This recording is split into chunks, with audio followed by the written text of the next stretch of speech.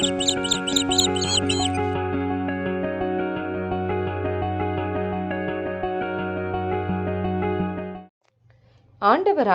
இயேசு கிறிஸ்துவின் இனிய நாமத்தில் பனிமய மாதா ஜெபக்குழு சார்பாக உங்களை சந்திப்பதில் மிகுந்த மகிழ்ச்சி அடைகின்றேன்.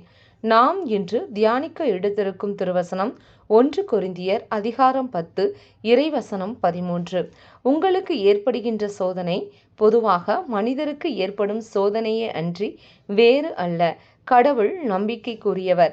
அவர் உங்களுடைய வலிமைக்கு மேல் நீங்கள் சோதனைக்குள்ளாக விடமாட்டார். சோதனை வரும்போது அதை தாங்கிக் கொள்ளும் வலிமையை உங்களுக்கு அருள்வார். அதிலிருந்து விடுபட வழி செய்வார்.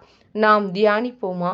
இயேசு கிறிஸ்துவின் அன்பிற்குரிய சகோதர சகோதரிகளே, கிறிஸ்து இயேசுவின் அன்பும் சமாதானமும் உங்களோடு என்றும் இருப்பதாக.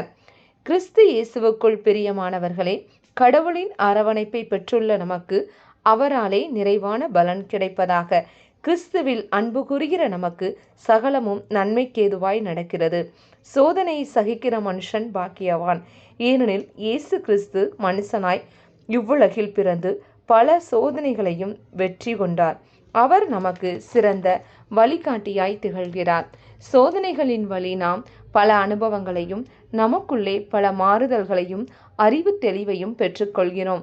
நம்முடைய பலவீனத்திலே அவருடைய பலன் கிரியை செய்வதை நாம் உணர முடியும்.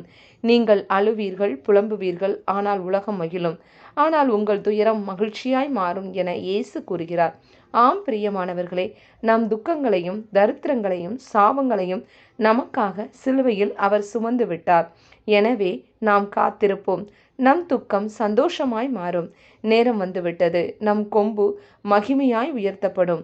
நம் சுகவாழ்வு சீக்கிரத்தில் துளிர்த்து நீதி நமக்கு முன்னே செல்லும். நமது ஜெபம் கேட்கப்பட்டது. நமது வேண்டுதல்களையெல்லாம் கர்த்தர் நிறைவேற்றுவார்.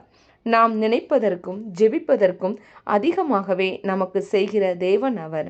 விவிலியத்தில் நேர்மையற்ற நடுவரிடம் கைம்பெண் ஒருவர் தொடர்ந்து தம் நீதிக்காக அவரை தொந்தரவு செய்யும் போது அந்த நடுவர் அவருடைய தொல்லையின் பொருட்டு அந்த கைம்பெண்ணுக்கு நீதி வழங்கும் போது அவரால் தேர்ந்து கொள்ளப்பட்ட நாம் அல்லும் பகலும் அவரை நோக்கி மன்றாடும் போது நம் கடவுள் நமக்கு நீதி வழங்காமல் இருப்பாரா? நமக்கு துணை செய்ய காலம் தாழ்த்துவாரா? இல்லை, விரைவில் நமக்கு நீதி வழங்குவார். எனவே நாம் தொடர்ந்து ஜெபத்தில் உறுதியாய் தரித்திருப்போம். விசுவாசமுள்ள ஜெபத்திற்கு அவர் நிச்சயம் ஜெயம் கொடுத்து நம் தலையை நிமிர பண்ணுவார். நாம் ஜெபிப்போமா? எங்களை மிகவும் நேசிக்கின்ற எங்கள் அன்பின் பரலோக பிதாவே, இந்த நாளுக்காக நன்றி செலுத்துகிறோம்.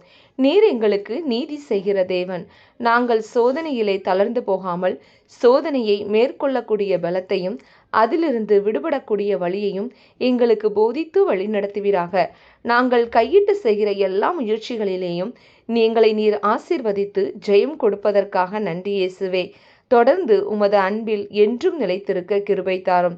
இந்த எளிய ஜெபத்தை இயேசு கிறிஸ்துவின் அதி உன்னத நாமத்தில் ஒப்புக்கொடுத்து ஜெபிக்கிறோம் எங்கள் நல்ல பிதாவே, ஆமென்.